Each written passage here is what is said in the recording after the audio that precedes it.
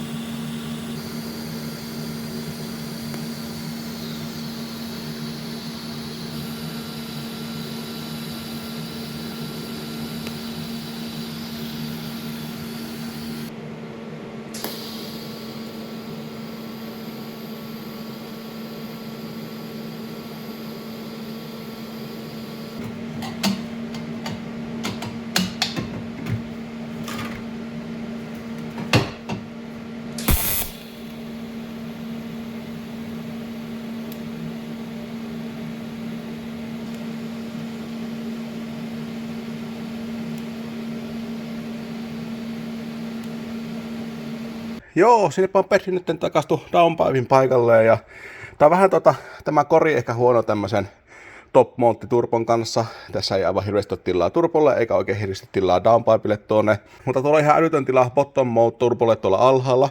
Ihan niin kuin jostain syystä enemmän ehkä tehtaalta saattaa tulla bottom modena, niin sinne olisi ollut paljon enemmän tilaa sille, mutta meillä oli tosiaan tämmönen pakosarja, mikä nyt sattuu olemaankin tässä. Ja kyllä se Petri sai tuon downpipein tuosta mahtumaan. Se on erittäin lähellä täällä. Meidän pitää olla tähän lämpöeristystä, erittäin lähellä myös tätä venttiilikoppaa tässä. Täällä oli myös jarruputket sun muuta lähellä. Ne on siirretty kauemmaksi. Ei ne hirviän kaukana vieläkään, mutta eiköhän me lisää eristyksellä selvitä siitä nytten. Vähän tuntuu melkein nykyään olevan muoti-ilmiö lähettää nämä kaikki osat semmoiselle erittäin isolla rintavarustuksella olevalla emännille eristettäväksi, mutta eiköhän me selvitä ihan omilla määnpuupsella tästä systeemistä, eli varmaan oikeastaan vaan lämpökääret tähän päälle ja sitten vähän peltejä ympärille vielä lisää lämpösäteilyä estämään, niin mä luulen, että se on ihan ok. Mutta tämä venttiilikoppa on edelleen silti erittäin lähellä tänne ei mahu edes sormet väliin.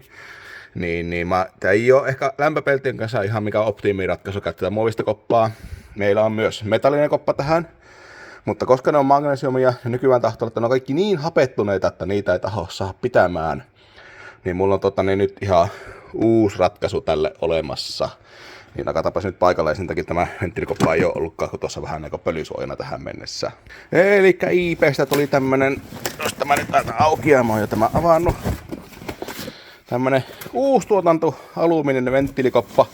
Tämä on ihan täyskopio tuosta muovisesta ja tämä näyttää erittäin hyvälaatuiselta. Siis ainakaan tällä näpeissä pyöritelmässä mä en hoksaa mitään vikkata. Mä luulin melkein, että ne kuvat mitä tästä oli, että ne jotenkin renderöintiä, kun oli niin hyvännäköisiä, mutta kyllä tämä on ihan livenäkin yhtä hyvännäköinen. Että kokeillaan katsoa tämä sinne paikalle ja katsotaan, josko tämä kestäisi paremmin siinä, eikä vuotaisi niin kuin ne alkuperäiset magnesiumit. Tällä varmistaa, kun nämä on näköjään ruuveillakin, niin tämä ruuvit pysyy tuolla paikallaan, mutta muuten mä luulisin, että mä ihan ok. Tämä oli 150 IP:ssä plus 8 € postit, eli varsin kohtuullisen hintainen, mutta heti kun minä ostin tämän, näiden hinnat pomppasi IP:ssä 370. Sitten näitä vielä sai jonkun viikon sen jälkeen AliExpressistä halpaa hintaan, mutta sieltäkin ne kaikki halpahintaiset nyt katosi, ainakin tätä videota kuvatessa, että se oli muutama vaan semmoinen 400 hintainen sielläkin enää jäljellä, siis näitä sinkkuannosversioita. Mutta jos silloin kun tämä video tulee pihalle, näitä on taas saatavilla jostakin järkihintaa, niin mä pistän linkkejä tonne alas, mutta ainakin juuri tällä hetkellä näitä alumiinisia uustuotantoversioita alumiinisia sinkkuvanokseen ei ole oikein järkihintaa saatavilla. Mutta jos mä tullaan, niin mä pistän tonne videon kuvaukseen linkin. Niin oikeastaan melkein kaikkeen muuhunkin, mikä voi pistää tonne linkin, mitä näillä videoilla näkyy, niin löytyy sitten. Mutta napataan mä paikalle ja katsotaan, miten mä istuu.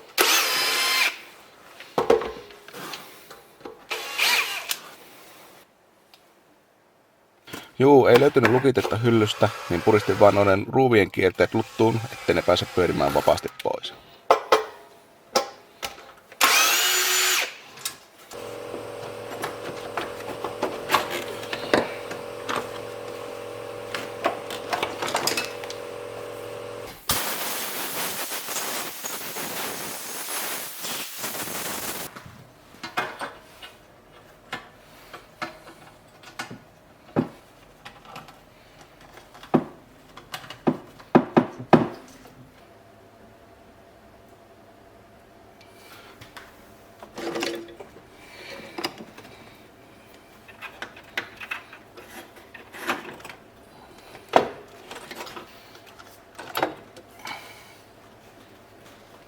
Tässä tuli ihan uudet pultitkin mukana, mikä on aika jees, kun nämä maksaa Pemarilta ihan törky paljon uutena.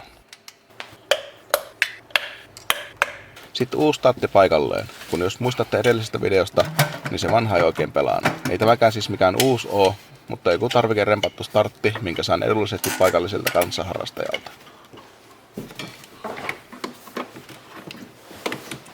Pitääkö siihen laittaa se hiili? Joo. Hukkaportiksi tuli tommonen Aliberti Speciali Tiaali. Aidot maksaa niin paljon, että ei semmoista kyllä raskit tähän laittaa, ja nuo repsut taas ei maksa yhtään mitään. Näitä toki aina saa pikkusen modata ja parannella, että näistä saa toimivia, mutta jos sen jaksaa, niin nämä on ihan ok ollut.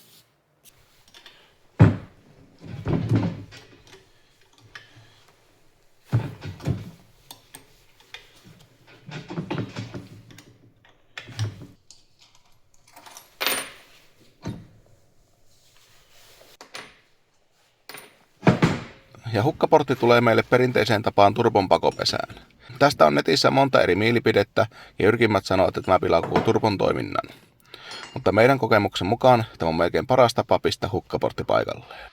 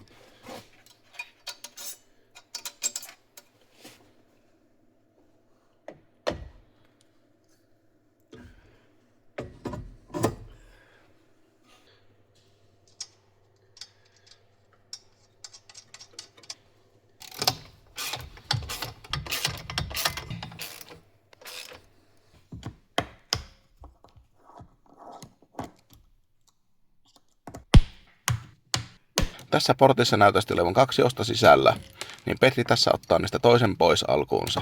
Katsotaan nyt autossa, että tarviiko tämä 2.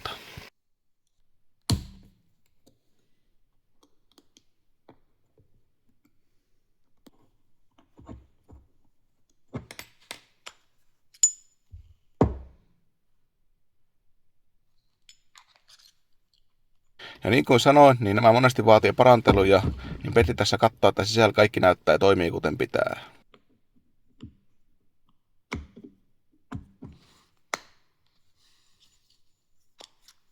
Ja joo, vaikutti ihan okolta.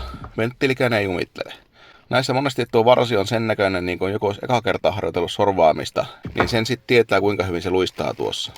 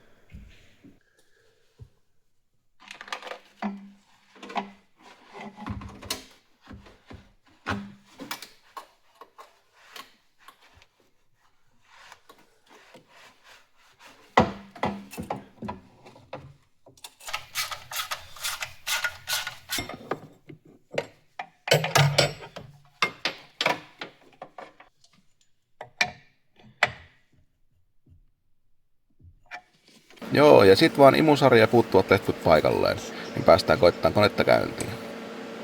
Videossa jo vähän katsottiinkin ohimennen Primus Ecun konfausta, mutta se jäi vähän teknisten ongelmien vuoksi kesken.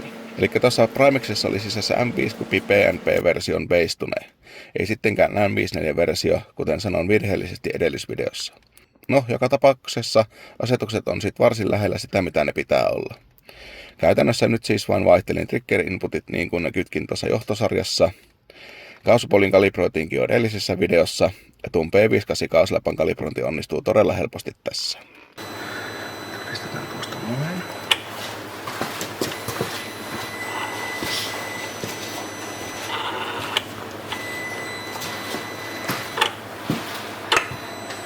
Siinä. Pistetään toinen.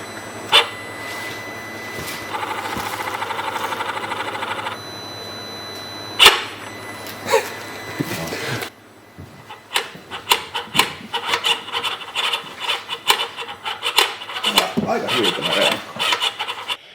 Tässä kun oli tuo M50 Basestune, niin näpyttelin sitten noiden paikalla olevien M52-antureiden tiedot tuonne. Vaan toki olisin tuolla ollut soppelit valmiina, kun olisi avannut silmät, koska M54 käyttää samoja. Sitten öljyn ja bensanpaineanturien kalibrointi, että nähdään onko kaikki ok sillä rintamalla. Minä tykkään laittaa nämä aina KPAksi aina siksi, että saa hyvin resoluutiota. Tässä vaiheessa onkin sitten hyvä pyörättää konetta ja katsoa, että sinne tulee öljynpaineet. Ja myös, että anturi pelaa oikein. No pyöritä.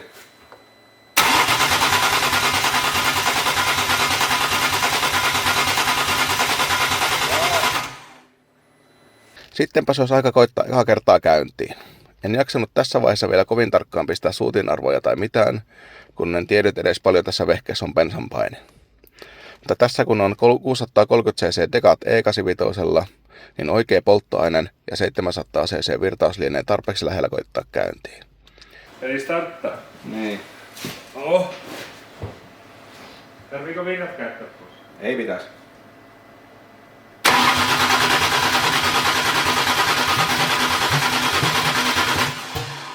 Vähän tuksuu. Ei oo. Oota. Juu, katoinkin aiemmin, että triggerikulma oli 84 astetta. En tiedä sit kumman triggeripyörän Petri tuonne laitto, mutta se on varmaan Vanoksen versio, koska tuo 84 on vanoksettoman arvo ja se ei toiminut. Eli vaihdetaan 324 tuonne ja koitetaan uudestaan. Oho. Heti yrittää. Heti yrittää. Anna vähän kaasua sen. Kyllä nyt tärisi. Vähän kaasua. Joo. Tiedätkö mitä? No. Tämä lopettaa heti startin pyörittämisen, kun se on herättänyt. Onko se ne... Ei pitäisi olla. Se lopettaa sitä, kun sä löysäät napin. Joo, eli itse asiassa tuo ei pitänyt paikkansa. Eli nyt kun Primus kommunikoi auton kanssakaan väylällä, niin auto puottaa startin pois, kun kierrokset menee tuon max cranking nopeuden yli. Tuo piti ainakin tässä alkuvaiheessa nostaa 500, että startti ei lopeta liian aikaisin. Saman tien on. En löysää tuosta No, napista. katsotaan tuota. No, kokeilepa nyt.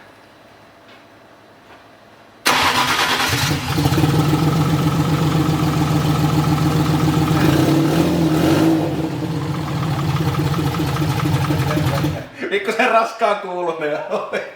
Ei kyllä käynyt kaikille. Ja kävi se kaikilla vaan ihan vitun paskasti. Meillä on vaihelaatikossa vaihe päällä ja se pyörii se kartanliimaa täällä. Joo, ei oo muuten hyvä. Sä räpättit persiin. Joo. Ehkä me ei starttele enempää. Sitten pitääkö ottaa vaihe pois päältä. Kyllä.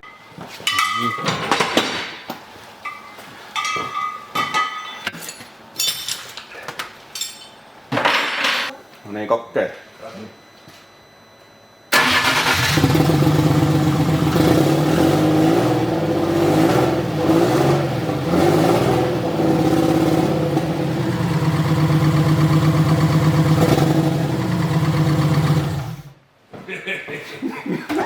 Meneekö ne ruku?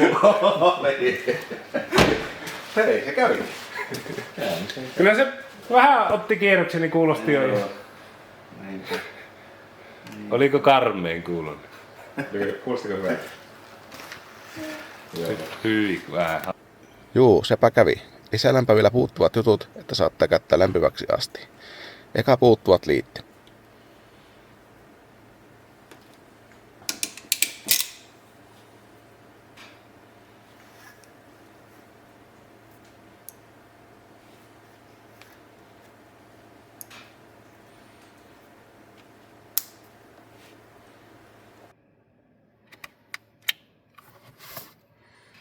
Flexfoil-anturi oli siinä, ja sitten puuttuva pakonokaan anturin liitin.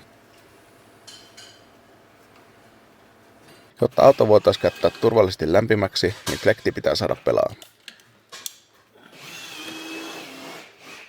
Tässä autossa ei ollutkaan näköjään syyläristä ulostulua nesteen lämpöanturia tai sen piuhoja, niin päätin kumminkin lisätä ne, jotta saan paremman ohjauksen flektille.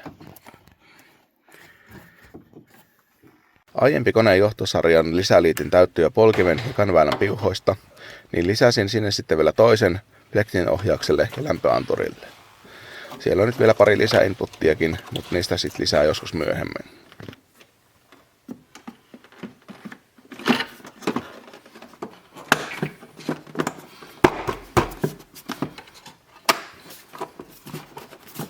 Tällä välin Petri takas huohutin säiliön alumiinisti hitsaamalla. Siitä nyt ei tullut näköjään videota talteen, mutta tässä se menee paikalleen.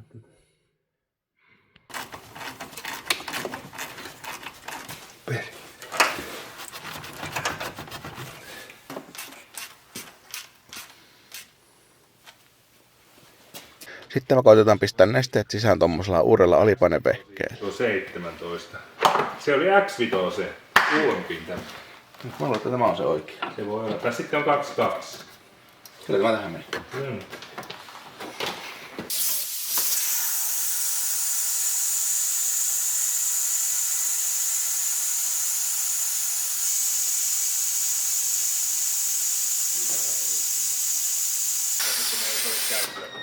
Jos tuo säiliö nostaa korkeammalle, että se... Kyllä se jostain immee ilmaa. No kaihetaanko nesteet ja pistetään painetta ja katsotaan mistä... Ei vaan siis tuohon oli ihan selvä, se täältä kuuluu joku vinkuminen ja se vuotaa jostain.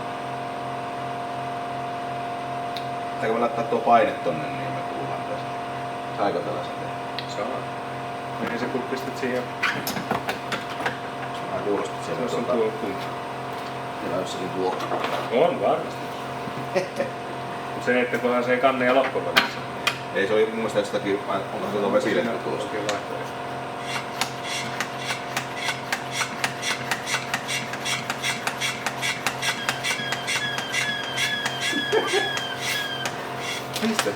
Joo, sehän vuosi tuosta termalikoteron paperisesta tiivisteestä, kun tuo pinta oli niin hapettunut. Väliaikaisena ratkaisuna pistettiin vaan tiivistemäskit väliin, että pääsee eteenpäin, mutta pitää hommata uusi koppa tilalle.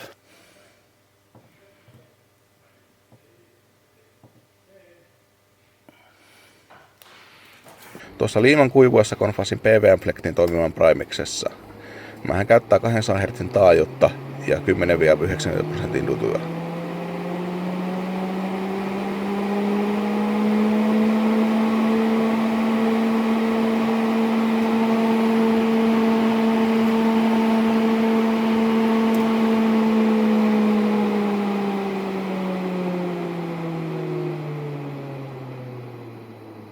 Toimii.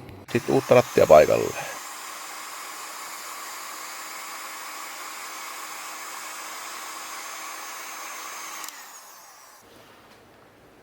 Tämä on ihan aliperttikamaa, mutta hyvänlaatuista semmoista. Pistän tonne alas linkit näihin, jos kiinnostaa.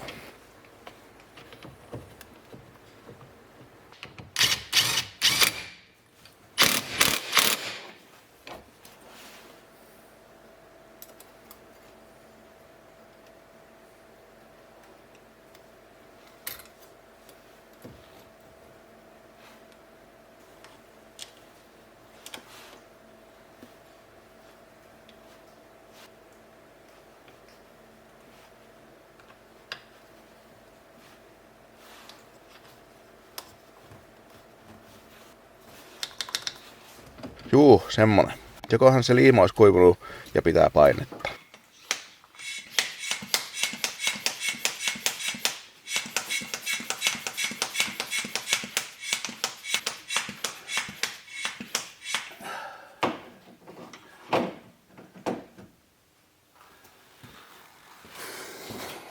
Jep, hyvä on. Kokeillaan nykäistä alipainoilla nesteet sisään.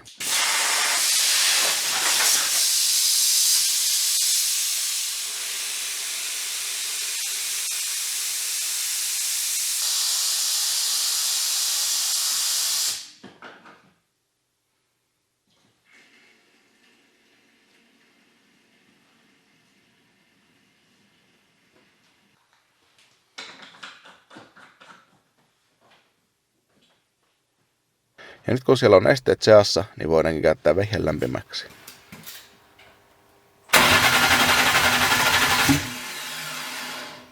No, tässä välissä olikin jotain tapahtunut ja koko kone ei suostunut millään käynnistyyn. Ei vaikka mitä teki.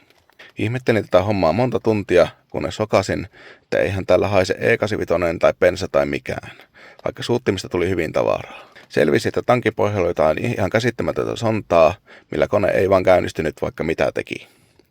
Pumppasin sitten tankista rillut 10 litraa tavaraa pois, kunnes pihalle tuleva tavara alkoi haista E85. Eli sitten letkut takas paikalleen, ja josko se sitten lähtisi käyntiin.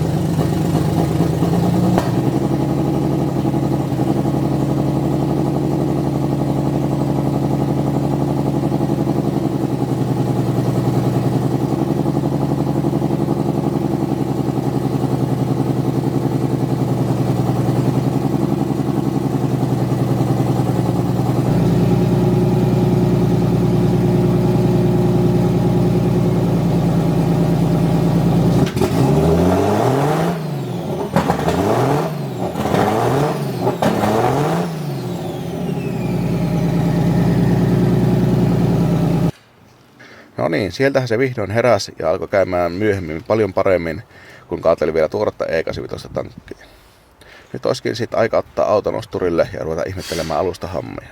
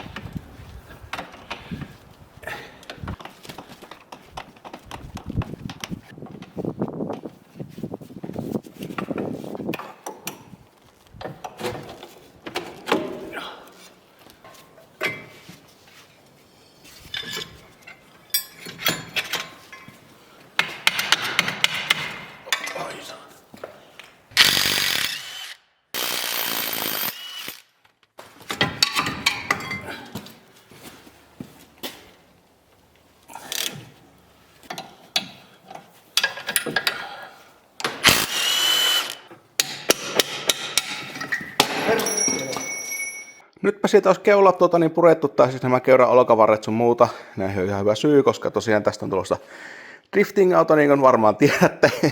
niin tämähän mikä on tämä 2 tukivarrella oleva tämä ohjaussysteemi, niin tämä on oikeasti tosi hyvä systeemi. Ihan niin kuin vakioautoon toimii todella hyvin ja tunnokassa ja muuta. Että sen takia Bemari on käyttänyt tämä IET-ajat, onko jostakin tyyli E28 asti suurin piirtein, joo, joka tapauksessa. Mutta driftin käyttöön tämä tulee vähän ongelmalliseksi tuo 2 kiinnityspisteen homma, koska niin kuin näette, niin tuo on aika lähellä tuosta. Ja jos ruvetaan kääntökulmaa lisäämään, näihin saa jonkunnäköisiä semmoisia pieniä anglekittejä, mikä tulee siirtää pikkusen tai palikkaa tänne lähemmäksi. Mutta tähän ei oikeasti saa aivan hirveästi kulmaa, koska se alkaa tuonne ottamaan kiinni hyvinkin äkkiä, eikä tämä rengas käänny enää tästä kovin paljon enempää. Niin. Se on vähän ongelmallinen tämä 2 pisteen. Tästä pitää nyt päästä eroon, jos tehdään oikeasti driftingin auto. Ja sen takia tähän on niin oikeastaan melko pakko pistää anglekitti. Sen takia tämä vakajakin on tästä eestä pois, koska ainakin olin katsomina, että se ei mahdu tuon kasana paikalleen. Niin näiden vakio-osien tilalle mulla on tämmönen ihan suomalaisessa designia oleva anglekitti, eli tämä on tuolta RT Driftiltä oleva setti. Tää on vähän erilainen mitä niin moni tämmönen muu kaupungillinen setti. Mä tykkään tästä hirviistä, kun mä käytän näitä ihan Bemari orkkisniveliä näissä, eikä semmosia avoimia unipallia. Tämä ei ehkä mikään hirviä maailman rasein setti välttämättä ole ainakaan ulkonäöllisesti, mutta siis nämähän on jäykkiä, ei nämä anna periksi mitään. Mutta joka tapauksessa, koska ne on näitä orkkisuojattuja, niin nämä kestää pitkään, ja varsinkin jos meinataan ajetaan talvella jossakin jääradalla ja muuta, niin silloin alkaa tulla varsinkin merejällä ja muuta, niin siellä on suolaa, tiellä on suolaa sun muuta, huonoilla keleillä, niin tämä on eri lailla suojattu, toimii semmoisenkin käyttöön höntsäilyn, niin sen takia ainakin tähän, mä luulen, että meidän käyttöön toimii paljon paremmin tämmöinen, missä näillä ihan orkkisnivelillä toteutettu tämä näitä. Ainakin mä itse tykkään, jotkut voi olla ihan eri mieltä, mutta joka tapauksessa. Mutta RT Drifti rupasi vielä 5% alennuksen Patsi 88 koodilla, jos haluaa itse ostaa tämmöisiä. Ja sieltähän RT Driftiltä löytyy muitakin, esimerkiksi tuohon 4-kutoiseen ja 3-kutoiseen löytyy kans anglekittiä. Ja niissä näkyy vielä erikoisuutena, että pystyy valittamaan, että kuinka pitkä tämä varsi on, että kuinka paljon haluaa levitystä siihen auton keulalla sun muuta. Että en ainakaan muista, että muilla valmistajilla olisi ollut semmoista optiota. Ennenkin tosiaan taas käyttää näitä orkkisniveliä sun muuta, eli ne siinä mielessä toimii hyvin, jos vaikka mennään tieliikenteeseen, mihin näitä ei saa käyttää, mutta siis joka tapauksessa. Mä ihan mielenkiinnosta kokkelematta, miten tämä pelaa. Joku taisi tuolla internetissä valittaa, että tässä ei ole hirveästi säätöjä, mutta en mä nyt aika tämmöisenä nyyppänä mikä ei tiedä driftingistä mitään, mä en tiedä nyt mitä säätöjä pitäisi olla. Joissakin näkyy olevan, että pystyy Ackermania säätää täältä näin, mutta mä en tiedä sen säädöstä yhtään mitään, niin mä luotan, että tässä on Ackermani pistetty kohdalleen suoraan alun perinkin, että se pitäisi olla se, mikä toimii hyvin. Ja siis nimenomaan käsittääkseni tähän on haettu kaikki asetukset ja muuta kohdalleen, että tässä pitäisi tulla driftingin käyttöön hyvät kulmat tällä setillä. Varmasti tieliikenteeseen taas ei hirveän hyvä, mutta siis se nyt mitä on, ei tällä nyt meinata tieliikenteessä ajakka tällä hin luisua. Mutta ruvetaanpa pistää paikalleen tätä näin. Tuolla näkyy olevan, tulee nämä uudet raidetangon päät, mä muistan mistä nämä oli, ja sitten muutamat pikku spacerit sun muuta tonne noitten nivelien väliin.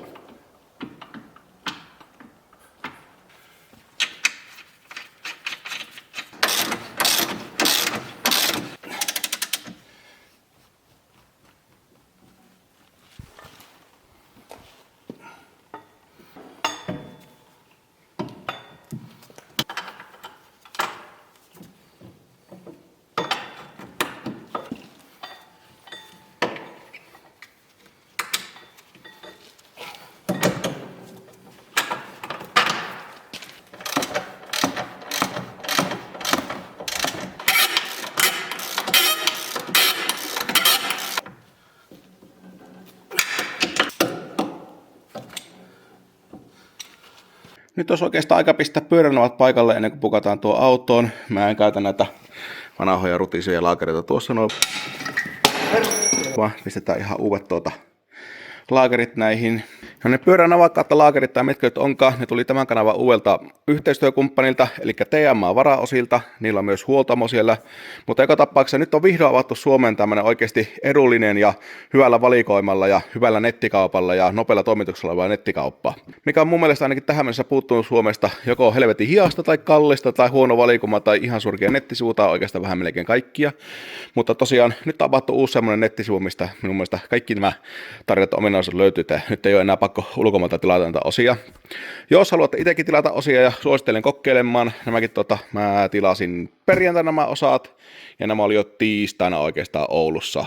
Sitten posti kylläkin kuskasi sitä pakettia vielä päivän eestakaisin Oulussa, mutta alle viikossa sain tämän paketin käsiin postin hiastelusta huolimatta, eli erittäin nopea toimitus. Ja jos haluatte itse kokeilla ja suosittelen kokeilemaan, niin Patsi 88 koodilla saa vielä 10% alennusta sieltä nettikaupasta ja samalla kun jokaisesta ostoksesta, mitä teette sillä koodilla, niin tuette vielä tämän kanavan projekteja ja sun muuta, niin saadaan näitä tehtyä eteenpäin. Niin suosittelen kokeilemaan TMA autohuolto ja varaus. Tosiaan niillä on myös autohuolto, mutta se on tuolla Lahden suunnalla, niin en pääse käymään, mutta jos olette siellä Lahden suunnalla, niin kannattaa käydä tsekkaamassa se autohuoltokin sieltä. Mutta joka tapauksessa, katsotaanpa mitä ossamme tuli. Täällä on itse asiassa vähän muutakin tavaraa, ei pelkästään tähän autoon.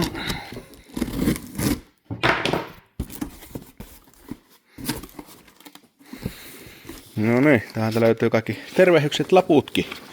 Joo. Eli sieltä löytyy. Mä taisin tilata noita öljysuodattimikin kasaan, koska niitä aina tarvii. Nämä ei ole kuin muutama euron kappale siellä, niin ei ole kovin kalliita öljysuodattimia. Eli mä tilasin tuohon X5 laakereita ja sitten hei, täällä on vielä yllätys. Karkkia löytyy. No niin, ei ole oikein hyvä. Mutta täällä on myös sitten tosiaan tämä E81 etunavat pitäisi olla jossain, niin etsitäänpä ne täältä joukosta.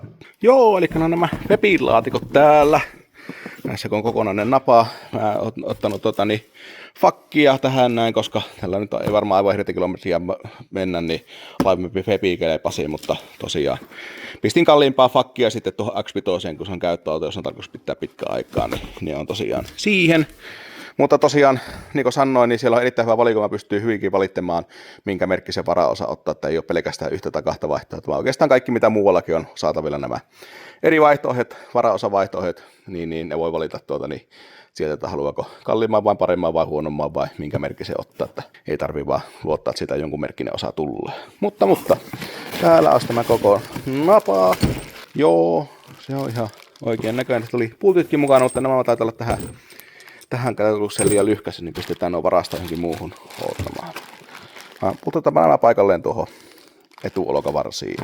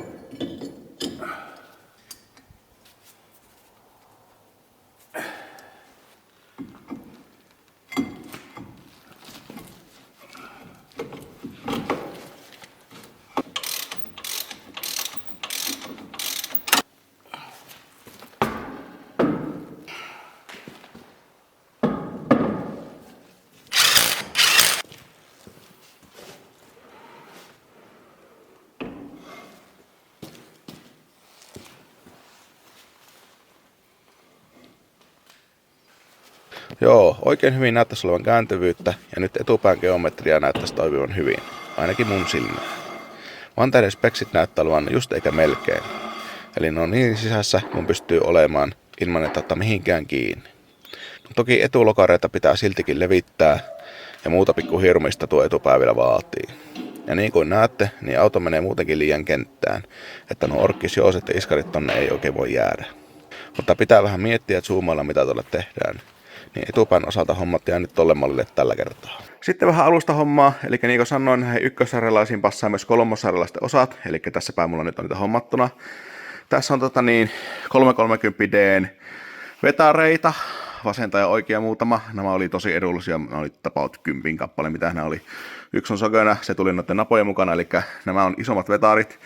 Näissä on 94 milliset päät, ja sitten tuo ulkopää on isompi, se ei toimi tuolla pikkunavalla, mikä siellä on, niin vaatii 330D, tai mitä nyt onkaan isompi kone, sitten nuo olkavaratkin sinne, ne löytyy, tuote on vähän purettu, katsotaan myöhemmin, mitä niiden kanssa nyt on tehty. Ja sitten totta kai perät, noissa 330D, 335 ja noissa, niissä on 215 L-perä, mikä tämä tuossa on nyt 330 XDstä, ja jos ainakin minun tutkimusten mukaan tämä on toisiksi lyhin välitys, mitä saa tätä isoa. 188 ja saisi sitten paljon pitempiäkin, ei pitempi kuin lyhyempiäkin. Mutta sitten taitaa olla kaikista lyhkäisin, taitaa olla 335i, en muista oliko se manuaaliautomaatti, siinä olisi 315, mikä nyt ei paljon tuo merkitystä siihen, että nämä nyt maksaa 10 suurin piirtein nämä perät. Niin tässä on ihan hyvä perä. Toki näissä about 3 välityksen perissä on vähän se ongelma, että kun ruvetaan luisuttelemaan, niin se tahtoo olla, että se kakkonen on väkisellä pikkusen liian lyhkänen. Ja sitten taas monen paikkaan, missä kakkonen on syvä, niin 3 on vähän huono vaihe. Pikkusen liian pitkä vaihe sitten. Että tämä ei ole mikään maailman optimein välitys, vaikka ihan toimiva onkin. Mutta mulla on vielä tämmöinen lisäkokeilu tässä. Eli tämä on nytten E53 X5 perä. Tämä on 215K, eli tämä on pikkusen eri mallia, mitä tämä näin. Tässä käytännössä ero taitaa olla, että tässä on rullalaakerit, eli se on kestävämpiä, tässä on kuulalaakerit sisällä. Mutta nämä on mitoiltaan hyvin samanlaiset. Mä luulen, että tämä takakansi vaihtuu sinne, passaa, ja tämä saattaa ehkä pystyä käyttämäänkin ainakin silmämäärässä katsottuna nuo kiinnityksen samoissa kohdissa. Etukiinnityksessä on pikkuinen syvyysero, sen varmaan pystyy jotenkin häntläämään. Mutta se juttu, minkä takia mä otin tämän, niin tämä on 40-välityksinen, ja sitten kun saatat X5 manuaalin perään, niin ne on tosiaan 215. Kaikki muut X5 on 188, mutta manuaalit M54 ainakin, ja mun mielestä M57 vissiin, on 215 perällä, eli isolla perällä. Ne dieselit taas on aivan liian, ne on samalla välityksellä, mitä nämä, että niillä nyt ei sillä, mutta nämä Pensa-manuaali on 40, tai onko se 393. Tämä on joka tapauksessa 40 perä, niin mulla on tavoitteena, että jos saattaisi sittenkin tämä käyttöön siihen, koska tämä puottaa niitä välityksiä sillä lailla mukavasti, että tällä nytten sitten kun ajaisi, niin 3 on käytännössä niin kuin 2 tuolla, mutta se riittää pitemmälle, ja sitten 4 on käytännössä sama kuin 3 tällä, eli voisi 3 ja 4 ajaa tuota. Mutta se pitää katsoa, että miten tuo saa paikalle ja saako sitä paikalleen. Mä toivoisin, että tuo saa sinne, mutta jos ei, niin sitten käytetään tuota noin. Mutta sitten tosiaan vielä se, että nämä taka-olkavarat, mulla on vielä lisää jarrut niin hommattuna, että jos näihin näissä aika yleistä, kun nämä rautaa, näihin saa hitsattua tuplasta tulotten paikat, niin pitää vielä nämä tuplasta tulot pistää tuonne paikalle, että saadaan kunnon hydekäppä sinne. Mutta ihmetelläänpä näitä nyt sitten paikalleen.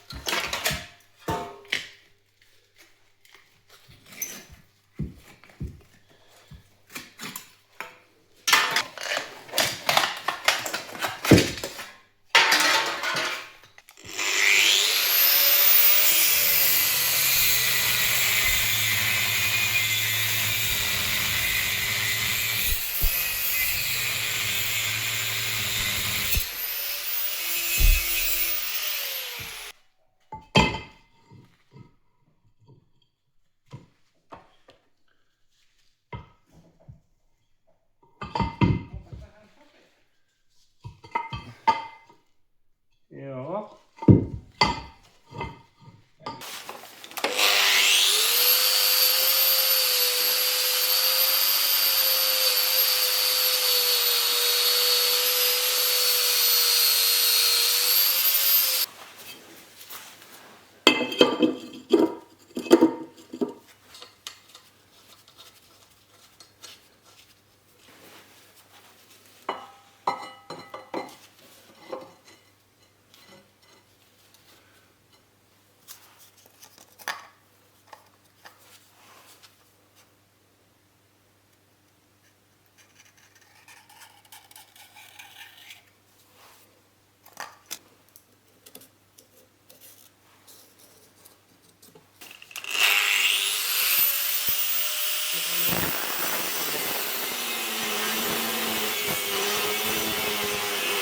Vaan hei, mä nyt hokasin, että tämä video alkaa lähestyä maagista tunnin mittaan, niin meidän pitää jättää tämä homma ensi kertaan.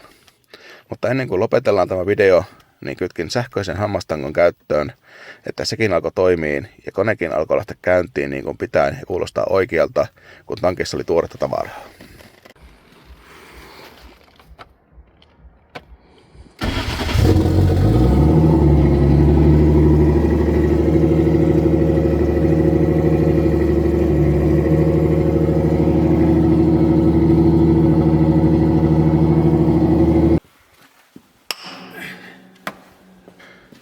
Vielä lootaan öljyt, että saa käyttää koneen kunnolla lämpinäksi ja näkee, että kaikki pelaa. Ja voi, että se kuulostaa hyvältä, vaikka ei ole säädetty yhtään, vaan mennään vielä ihan base-mobiilla vastaan.